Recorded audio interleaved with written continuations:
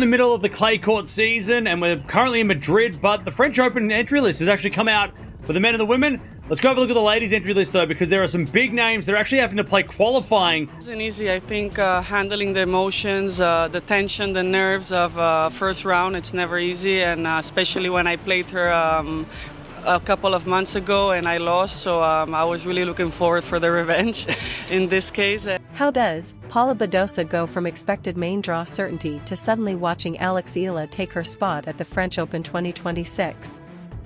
One moment everything seemed predictable.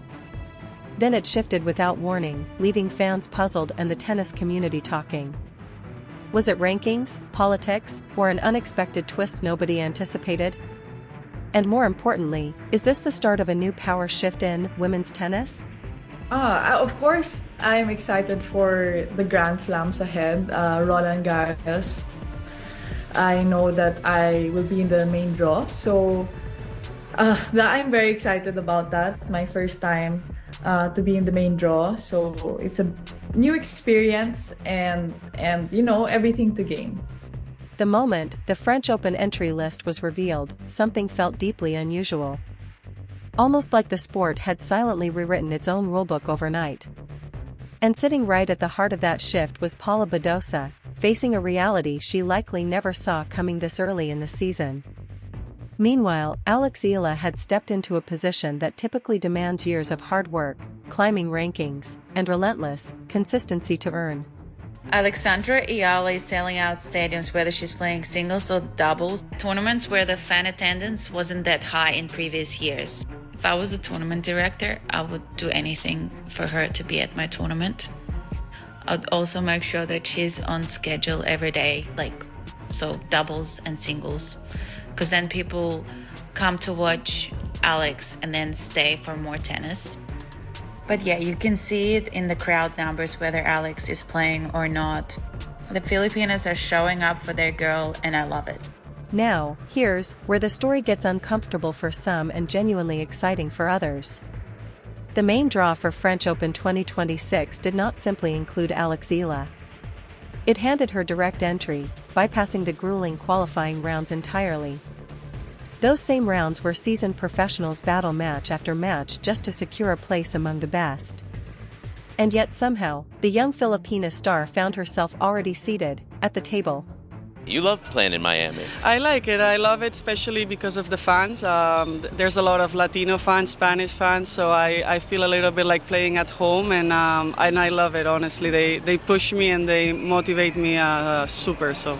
After Indian Wells, you went to Austin, made the semifinals there, picked up some nice wins. What kind of confidence did that give you coming into this event? Well, I needed that, especially for my body, to play 4 matches in a row with no day off, and seeing that my body was responding day after day. After the 4th one was tough, but I think I need to put my body into that situation. That alone raises eyebrows. But placing that decision alongside Paula Badosa's situation makes it feel like a twist nobody prepared for. Badosa is not some fading name struggling onto relevance.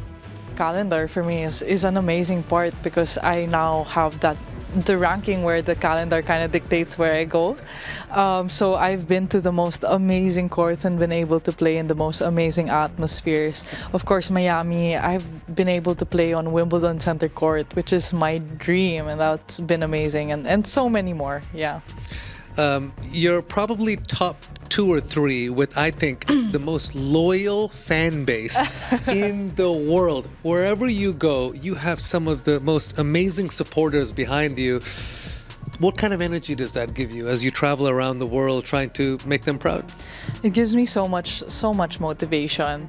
She is a former top-ranked competitor, someone who has weathered injuries, rebuilt her ranking through sheer determination, and earned a reputation as one of the toughest fighters on tour.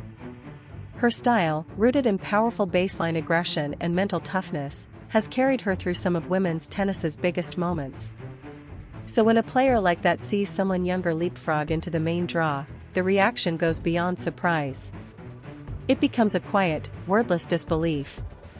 Yet stepping back, the decision starts making a different kind of sense, one tied less to tradition and more to where the sport is heading. Because Alex Eala's rise has not followed the gradual, quiet trajectory fans typically expect. It has been bold, visible, and impossible to overlook.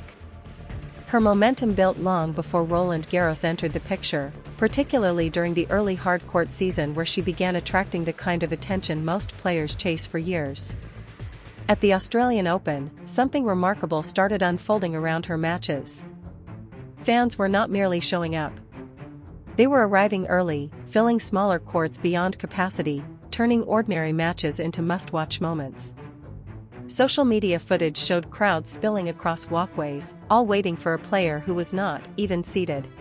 She's an inspiration for an entire nation and truly fights for every point to kind of spread that inspiration beyond tennis. She does such a good job. She's a superstar, right? Yeah. And she handles that so well. Looks like she embraces it. She never seems to look too nervous, in my opinion. I feel like she likes when the Filipino crowds swarm the court. She shows them so much love, shows the world so much love. So it's nice to see a player so young and so talented as herself actually kind of handle all that pressure in such a positive way.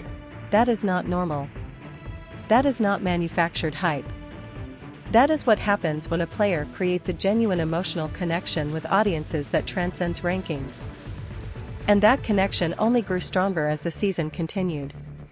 By the Miami Open, Eala had evolved from a curiosity into an actual storyline.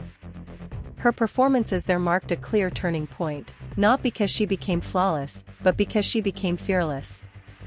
Her shot-making grew sharper, her movement more assured, and her willingness to attack top-level players signaled a clear mental shift. It answered the question critics always ask about emerging talents, whether they can genuinely compete with the elite under pressure. And suddenly the conversation changed. She was no longer called promising. She was called dangerous. Even at Indian Wells, where she did not dominate throughout, she demonstrated something arguably more valuable than victories, which is growth. Analysts noted her stronger tactical awareness, her improved ability to construct rallies rather than simply react, and her increasing composure in high-pressure situations. Clay court season, and we're currently in Madrid, but the French Open entry list has actually come out for the men and the women. Let's go have a look at the ladies' entry list, though, because there are some big names that are actually having to play qualifying unless they get a wild card. Starting on the women's side of things, the top 10 that are going to be involved are actually the top 10 of the rankings. So Sabalenka, Rybakina, and Goff-Swiatek will round out that top 4 for now, of course. The seeds don't get locked in until the week before, so this could still change, but those players are all the top 4 for now. Then, of course, Pegula, Anisimova, Svitolina, Paolini round out the top 8. Taking a look at the top 32, though. All of this matters more than ever before, because tennis is no longer evaluated purely on results and rankings. Trajectory, influence, and global reach now carry enormous weight. This is where things grow even more fascinating. Modern Grand Slams are not simply sporting competitions. They are worldwide entertainment platforms requiring players who carry compelling narratives, attract diverse audiences, and pull the sport into new markets. Eala represents extraordinary value in that regard as a Filipina athlete competing on the global stage, bringing an entire passionate region along with her.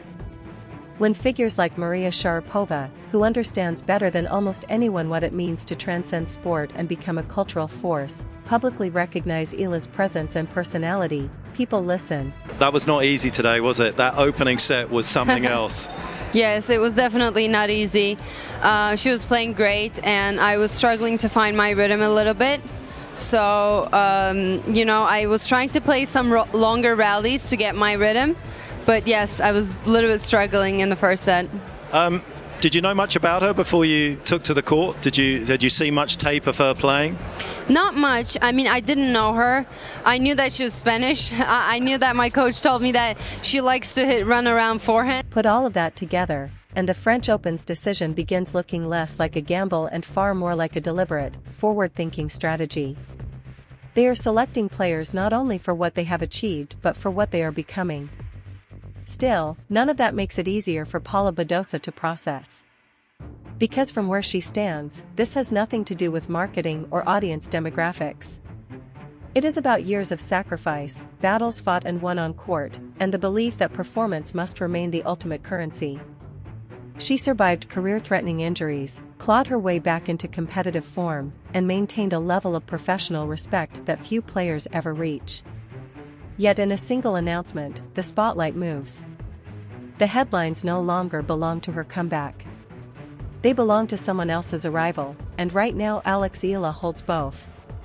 She carries the momentum of a genuinely ascending player, fueled by performances that keep capturing attention, alongside a global appeal that major tournaments actively seek. And she is not without weaknesses, which somehow makes her story even more compelling. Her season has featured inconsistencies, dips in level, and moments where inexperience showed.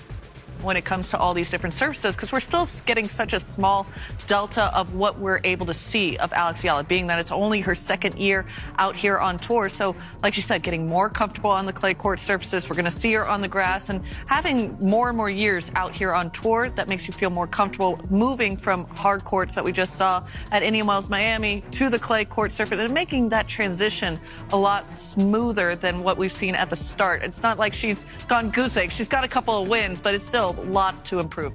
But instead of weakening her appeal, those imperfections make her journey feel authentic. Fans are not observing a finished product. They are watching someone develop in real time, and that investment runs deep. Now the stage moves to clay and the entire dynamic shifts again. Roland Garros is unforgiving terrain. It demands patience, endurance, and a mental toughness that has broken far more experienced players. Long baseline exchanges become wars of attrition, and a single lapse in concentration can unravel an entire match. For Eala, entering as a main draw player completely transforms the psychological environment. She is no longer competing simply to qualify. She is expected to perform. That expectation carries both enormous opportunity and genuine weight. Her preparation reportedly has sharpened considerably with a focus on adapting her game to clay's unique demands. Movement patterns must evolve, point construction becomes more deliberate, and physical conditioning grows absolutely critical. A strong run at Roland Garros does not merely produce results. It builds narratives that carry through the remainder of the season, attracts sponsorship conversations, and locks a player into the global tennis discussion permanently. Now imagine all of that surrounding a player already generating this level of attention. The impact would be explosive. 2026 Australian Open, where there were extraordinary scenes this morning as Filipino player Alexandra Eala was greeted by hundreds of Filipino fans during her practice session out the back of Melbourne Park.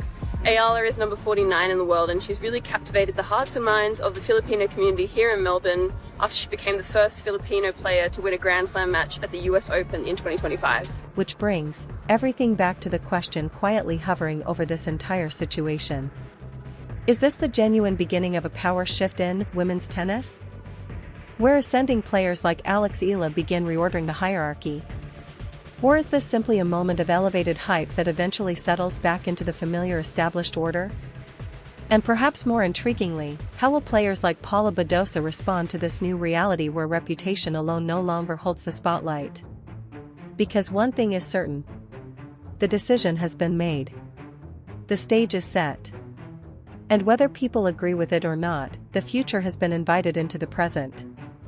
The only remaining question is whether Alex Eala will justify that faith on the biggest clay court stage in the world, or whether the pressure of expectation will reveal exactly how brutal the gap between potential and legacy truly is when every eye in tennis is watching. For Eala, that transition is happening right now. And while that visibility is extraordinary, it arrives with an equally heavy price, because every opponent now wants to be the one who halts the momentum, who proves that hype alone does not win matches on its own.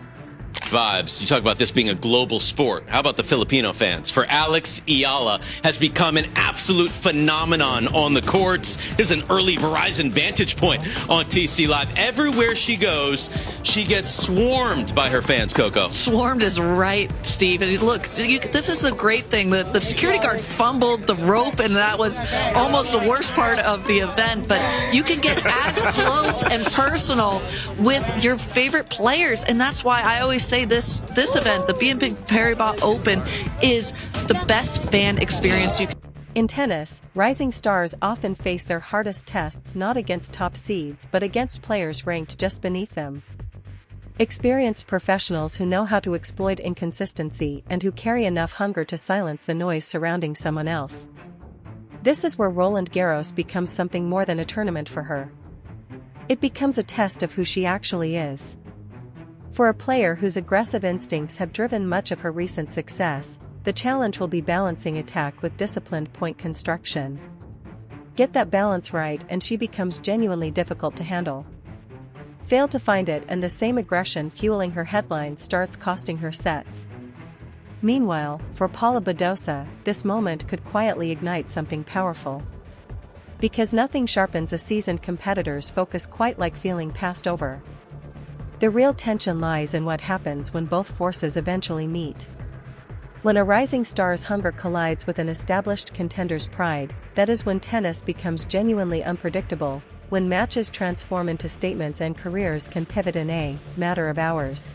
Great, I think the intensity was really high throughout the whole match, so I'm really happy to have been able to pull through. Yeah. You were fantastic on your serve today. You won 76% first serve points, saved 5 out of 6 break points, so you put yourself in good position. What did you do particularly well on your service games? I think that was one of the things going into the match that I really had to focus on was a good percentage of first serves. I know Anastasia is a big hitter, so I think that helped with my match today. And then, there is the crowd factor, which continues following Eala everywhere she competes. Roland Garros is famous for its passionate, sometimes volatile audience, and if her earlier tournaments offered any preview, she would not be walking onto quiet courts. Energy builds rapidly around players who bring emotion, and Eala has already demonstrated an ability to turn matches into experiences. The question is never simply whether the crowd will show up. It is about what she does with it. Because the moment a player receives direct main draw entry into a Grand Slam as demanding as Roland Garros, expectations do not ease in gradually. They arrive at full force from the opening serve. And somewhere in Paris, as the clay courts prepare to host another chapter of tennis history, one question continues to linger beneath all the noise. Will this be remembered as the tournament where a new star genuinely announced herself to the world, or the moment the sport reminded everyone just how unforgiving the climb becomes when potential finally meets reality?